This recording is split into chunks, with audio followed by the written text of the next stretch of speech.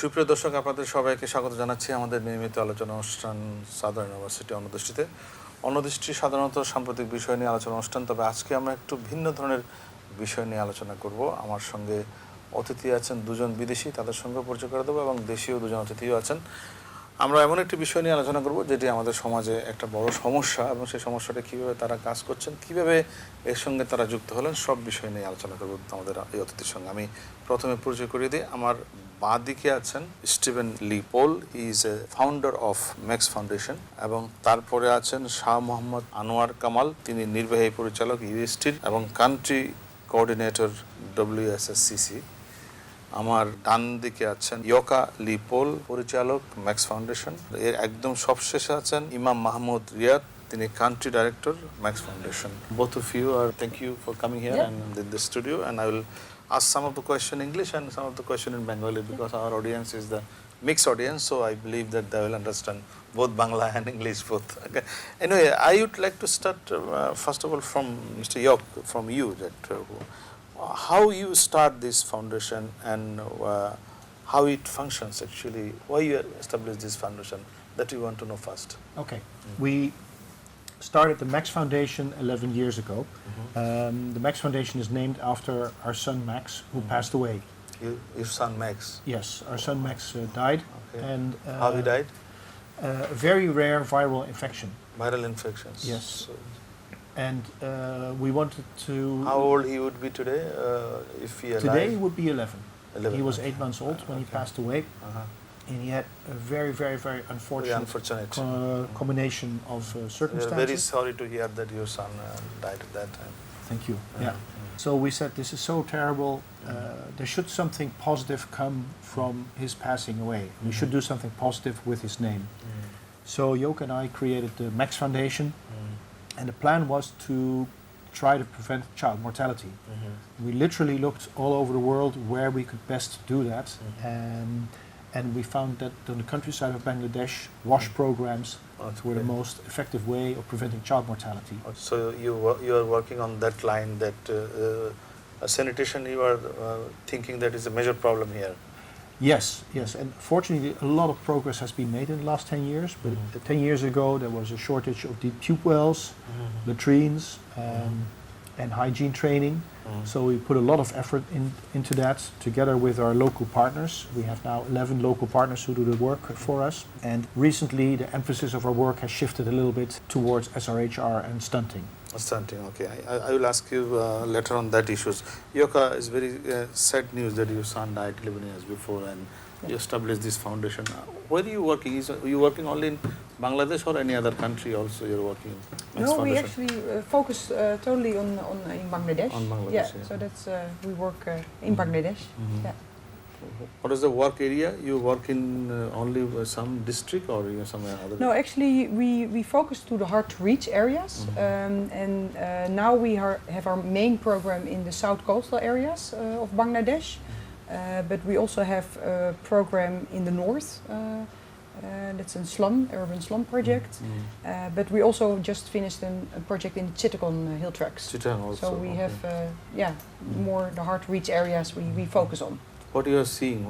Last few days, as I believe, you are visiting many parts of the country. Yes. What is your experience and what you are seeing here? Yeah, it's always beautiful to be in the country because it's always good to see the work you do and for talk with the people and interact and see that you really can make a difference for them. And important is always that they are making the change. We are just helping them, and the people are really want to make the change. So that's always great to see. And Bangladesh is very focused on child mortality rate reducing and other Millennium Development Goal. What is your experience? What you are seeing that in the grassroots area? Yeah, we've been working now for 10 years in Bangladesh, and I think we've seen great progress being made. Yes, I think if I compare visiting the villages 10 years ago and visiting now, there's a lot has been done, and I think that's great, but there's still for example, what Stephen already said, the stunting, which is I think a very major issue in Bangladesh. Actually, I didn't know before that there is a relation between less nutrition and stunting. Yeah. It was not known very well to the people of this country that there is a correlation between these two. Yeah, so it's Stunting is a correlation with a lot of elements, so that's why it makes it so complex. So it's, for example, nutrition is very important, but it's also hygiene practice. Hygiene practice. That's also very much linked. But not only that, it's also early marriages, which is a problem, and it's all combined, making it a challenge. Okay, I'll come to you again. I just want to know, Mr. Riyad, আপনি তো অনেকদিন ধরে কাজ করছেন as a country director হিসেবে। আপনাদের একটু শুনতে চাই, এটা কবে থেকে আপনারা কাজটা শুরু করেছেন, how you work actually in the grassroot area and what is the result actually? সত্যি বলতে কি, ম্যাক্স ফাউন্ডেশন এমন একটি প্রতিষ্ঠান যেখানে কাজ করার বিষয়ে যে স্বাধীনতা বা সুযোগটা আছে সেটাকে আমি একটা বড় অপরচুনিটি হিসেবে দেখি। তো আমি 2012 সাল থেকে ম্যাক্স ফাউন্ডেশনের সঙ্গে কাজ করছি। তার আগে আমি ঢাকা সিনিয়র মিশন এবং জনস্বাস্থ্য প্রকৌশলী দপ্তরের প্রকৌশলী হিসেবে এবং শুরুতে ব্র্যাকেও কাজ করেছি। তার জন্য আমার হ্যাঁ, এটা একটা কম্বাইন্ড এক্সপিরিয়েন্স পাওয়ার সুযোগ আমার হয়েছে সরকারি বেসরকারি পর্যায়ে। তো যেটা চোখে দেখা যে আমাদের দেশে ওয়াটার সাপ্লাই স্যানিটেশনের যে প্রোগ্রামগুলো হচ্ছে সেটার একটা ধারাবাহিকভাবে কিন্তু আগাচ্ছে। প্রথমে যে সিচুয়েশনগুলো ছিল সেখানে ইউনিসেফ কন্ট্রিবিউট করেছে, ওয়ার্ল্ড ব্যাংক কন্ট্রিবিউট করেছে, তারপরে ডিএফআইডি কন্ট্রিবিউট করেছে।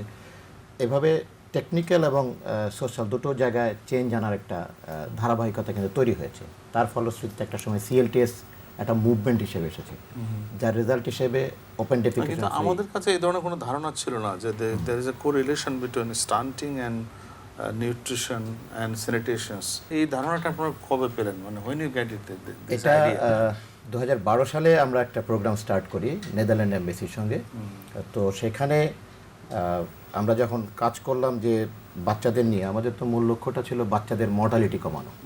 তো মর্টালিটি কমাতে গিয়ে চাইল্ড মর্টালিটি রেট তো বাংলাদেশে অনেক সাকসেসের কথা আমরা শুনি। এটা সত্যিই বিরাট সাকসেস যে মর্টালিটি কমছে এবং অন্যান্য দেশের তুলনায় অনেক বেশি হারে, প্রায় 5 গুণ বেশি রেটে আমাদের মর্টালিটি কমছে। এটা কিন্তু খুব ভালো খবর বাংলাদেশের জন্য। বাংলাদেশের একটা সাকসেস, সরকারের সাকসেস, বেসরকারি পর্যায়ের সাকসেস, মিডিয়ার সাকসেস। তো এখানে একটা পর্যায়ে দেখা গেল যে আমাদের দেশের মানুষের বিশেষ করে শিশুদের স্বাস্থ্যগত যে চ্যালেঞ্জটা সেটা শুধুমাত্র স্যানিটেশন রিলেটেড না, এর বাইরে আরো অনেক বিষয় আছে। তার মধ্যে নিউট্রিশন একটা বড় ফ্যাক্টর। কিন্তু একটা মেজারমেন্ট যদি করা হয় যে একটা বাচ্চাকে প্রপার নিউট্রিশন দেওয়ার পরও সে বাড়ছে না, গ্রোথ হচ্ছে না, তার কারণটা কি? তো সেটা যখন এটা নিয়ে অনেক রিসার্চ হয়েছে, বিভিন্ন আলাদা আলাদা রিসার্চ হয়েছে, কিন্তু তখন কোরিলেট করা হয়নি। তখন বেরিয়ে আসলো যে এখানে একটা বাচ্চা, সিম্পল একটা থাম্ব রুল, যে একটা বাচ্চা প্রপার পুষ্টি পাচ্ছে ঠিক আছে, কিন্তু সে বারবার অসুস্থ হয়ে যাচ্ছে, তার মানে তার পুষ্টিটা মিসইউজ হচ্ছে, পুষ্টিটা ড্রেন হয়ে যাচ্ছে, এবং এটা ক্রনিক হয়ে গেলে সে আর বাড়ছে না। তো এখন যদি আমরা ইনফেকটাস ডিজিজ কমাতে পারি, পুষ্টিটাকে নিশ্চিত করতে পারি, তাহলে একটা ব্যালেন্স তৈরি হবে। তো আপনারা কি এই ধরনের প্রোগ্রামগুলো করছেন এখন? আমি এটা স্যার একটু ডিটেল জানতে চাইবো। তার আগে একটু Kamal, UST what the function actually UST do, ইউএসটির কী কাজ এবং ম্যাক্স ফাউন্ডেশনের সাথে আমাদের কাজ কি?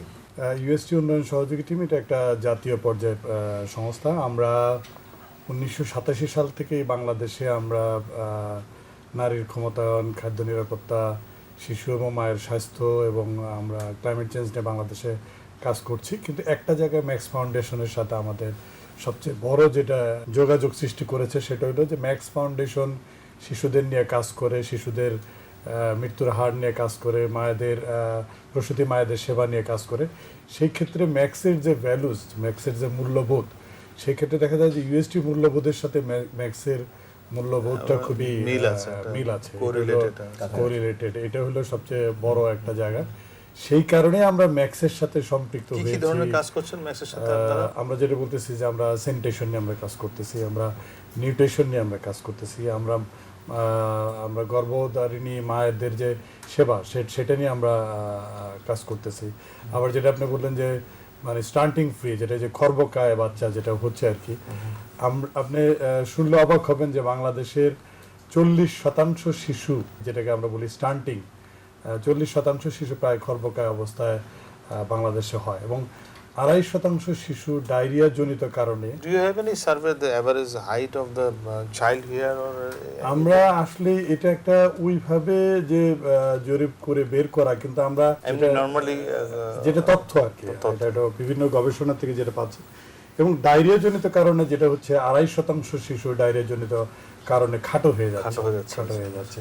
তো ফলে যেটা দেখা যাচ্ছে যে এমনকি 65% মানে মানুষ বাংলাদেশে খাটো কেন এখন পর্যন্ত গবেষণায় পাওয়া যায় না। ফলে এটা নিয়ে একটা আলোচনা হচ্ছে, যেটা নিয়ে একটা গবেষণা করে এটা একটা পর্যায়ে এটা বের করা, এটা একটা তথ্য নিয়ে আমরা আলাপ আলোচনা।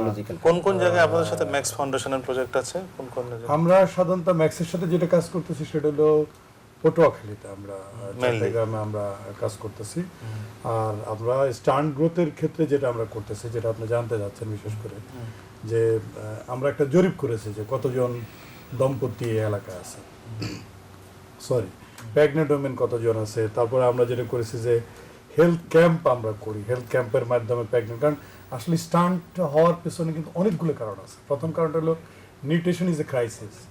আমাদের এই যে প্রেগনেন্ট মাদারদেরকে যে নিউট্রিশন পাওয়া সেটাও তো তারা পায় না, কারণ তারা দরিদ্র সীমার নিচে তারা বাস করে। এটা একটা বিষয়। আর হলো তাদের হলো যে হেলথ কেয়ারটা বা মেডিকেল সার্ভিসটা, যেটা আমরা ম্যাক্স ফাউন্ডেশনের মাধ্যমে যে মেডিকেল সার্ভিসটা আমরা দিতে পারছি, এটা একটা আমাদের সাথে একটা যোগসূত্র, ইউএসটির সাথে ম্যাক্সের সাথে একটা যোগসূত্র আছে, যাতে আমরা বাংলাদেশ একটা খর্বকায় শিশু আমরা বাংলাদেশ দেখতে চাই। You are saying about anthropological reason for being, এটা একটা ধারণা যে আমাদের দেশের মানুষ খাটো, বোধহয় অ্যানথ্রোপোলজিক্যাল, মানে এটা আসলে এখন দেখা যাচ্ছে এটা আসলে সত্য না। এটা না, এটা নিউট্রিশন এন্ড স্যানিটেশন, এটা শুরুটা একদম রিলেটেড উইথ দ্যাট। হ্যাঁ, একদম শিশু অবস্থা থেকে এটা সূত্রপাত। একটা বাচ্চা বড় হলো, সে অপুষ্টিতে ভুগে এবং রোগে ভুগে সে স্টান্টিং হয়ে বড় হলো। তার বাচ্চা যখন হচ্ছে, সে মেয়ে হোক, যদি সে নারী হয়, তার যখন বাচ্চা হবে, তার ফিটাসে সেই ইনফেকশনটা হচ্ছে নানা কারণে। মা গর্ভবতী হওয়ার সময় ইনফেক্টেড হচ্ছে, সেও পর্যাপ্ত পুষ্টি পাচ্ছে না, সে বেড়ে উঠছে অপুষ্টিতে, এবং সে যখন গর্ভবতী তখনও কিন্তু সে পুষ্টি পাচ্ছে না। তার মানে এই অপুষ্টির সাইকেল আর হচ্ছে ইনফেকশাস ডিজিজের সাইকেল, এই দুটো হচ্ছে পরস্পর হাত ধরে চলছে। আচ্ছা, দুটো একসাথে ভাঙা দরকার। এর বাইরে আরেকটা ঘটনা আছে, সেটা হচ্ছে যে আমরা এটাকে বলি এনভায়রনমেন্টাল এন্টেরোপ্যাথি। আচ্ছা আচ্ছা, এটা হচ্ছে বাচ্চাদের ছোট অবস্থায় তার পাকস্থলীর যেখানে খাবারটা হজম হয় পাকস্থলীর নিচে, যেটাকে বলা হয় ক্ষুদ্রান্ত, এই অংশটায় যে ভিলাইগুলো থাকে, সেই ভিলাইগুলো আস্তে আস্তে ইনফেক্টাস ডিজিজের কারণে ছোট হতে এবং তখন ক্ষমতা কমে যায়, পুষ্টি গ্রহণ ক্ষমতাটা কমে যায়। তখন বাচ্চাকে খাওয়ালেও আর বাড়ে না, সব প্রোটেক্টিভ মেজার দেওয়ার পরেও আর বাড়তে চায় না। তো তার মানে হচ্ছে যে একটা বাচ্চা একদম শুরু থেকেই তাকে প্রোটেক্টিভ মেজারে আনতে হবে। আনাটা এত সহজ কাজ না। একদিক দিয়ে ইনফেক্টাস ডিজিজ কমাতে হবে, আরেক দিয়ে মাকে স্বাস্থ্যবতী রাখতে হবে, মার গর্ভকালীন তার মানে এসআরএইচআরটাকে লাগবে, জেন্ডারকে লাগবে, এই সবগুলোকে একটা কম্বিনেশন করে একটা বাচ্চার চারিদিকে একটা মানে protective wall. Stephen, what is your experience for since the last 12 years you are working on this, and what do you do by profession? I have my own company, so I'm a volunteer now for the organization. But you are expert on that because it's a combination of health, sanitation, nutrition, and other thing and together. Yeah. Well, we found that they are more and more integrated. So the water and the sanitation are very important. That's the hardware. But getting the message across, what you call the software, that's more and more important. Especially if we now convince people to buy their own latrines. And in this message that we get across, we put in more elements, just like Riyad was saying. So in the beginning it was just about hygiene, and then later on we added other topics such as nutrition. We counseled pregnant women to have regular checkups before delivery, and we think that that's a useful way to come into the villages. But do you follow the growth of a child after birth and regular monitoring of that? Some of our partners, they have incorporated it into the program, so they measure the weight and the length of the child according to a growth curve, and when they're malnourished. Or they have a card and a growth card. With a chart, and they know if it's this old, the child should weigh so many kilos and should be this long. And if it's below this curve, sometimes they will give cooking lessons, recommending the parents to have more diverse food than just the white rice. And fortunately, in Bangladesh, there's plenty of fruit around the house. So vegetables and others. So we just need to convince them to include that. And if all goes well, once they do that, they will see how their child gets back on the normal growth curve. Normal growth. Okay, Yaka, I just want to know why Max Foundation is different from others. What is the specialty of the Max Foundation? No, I always say we work from our heart with our head. Because I think from our heart with Max, that's the start. And Max is still remaining alive in the name. And it's also for the children we do. It's all children All are the same, children are all Max. over the world, and they're all Max for all me. Max for you. So every child we're reaching is And another. you are the mother of all of that. Yes, in a little way. In a little way. Yeah. So that is, I think, important. And for example, we had a partner celebration last week. We had a 10th anniversary celebration with all the partners, and I think everybody felt we were one Max family. Max And family. we together making that difference. It's a wonderful initiative to alive Max through a lot of Max across the world. Across the world. Yeah. Something that was actually very beautiful about that is when we started with Max, we kept his story to ourselves. We didn't feel it was relevant for the people in Bangladesh why we were doing this. We just wanted to prevent child mortality. But as we were visiting villages, people were asking us, well, what is the background? Why are you called Max Foundation? So a bit hesitant. And when they listen this, that's a very tragic moment for them too. Well, it's a tragic moment for them, but when they hear why we started the foundation and we're trying to tell them how to prevent child mortality, they have an extra reason to believe that we are serious and that we have a deep intrinsic motivation to save them from happening what happened to us. Both of you are father and mother, and so what is the specialty that what I asked you earlier? So it's what I said, the head and the